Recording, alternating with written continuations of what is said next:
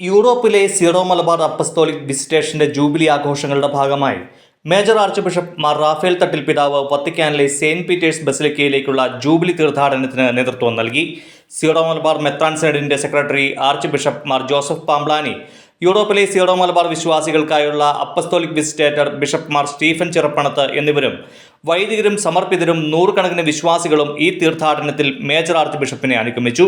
സാർവത്രിക സഭയോടും പ്രത്യേകിച്ച് വിശുദ്ധ പത്രോസിന്റെ സിംഹാസനത്തോടുമുള്ള സഭാത്മക ഐക്യത്തിന്റെ പ്രകാശനമായിരുന്നു ഈ തീർത്ഥാടനം.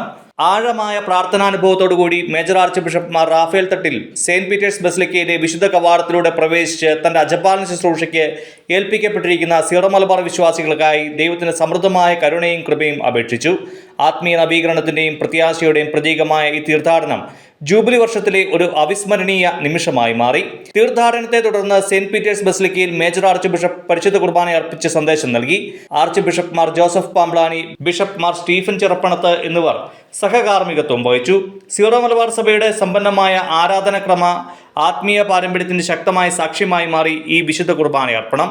നന്ദിയുടെയും ആരാധനയുടെയും സുവിശേഷ ദൗത്യത്തോടുള്ള പ്രതിബദ്ധതയുടെയും അരൂപിയിൽ വിശ്വാസികളെ ഒരുമിപ്പിച്ച ഒരു മഹത്തായ അനുഭവമായിരുന്നു വത്തിക്കാനിൽ നടന്ന ഈ ജൂബിലി തീർത്ഥാടനം.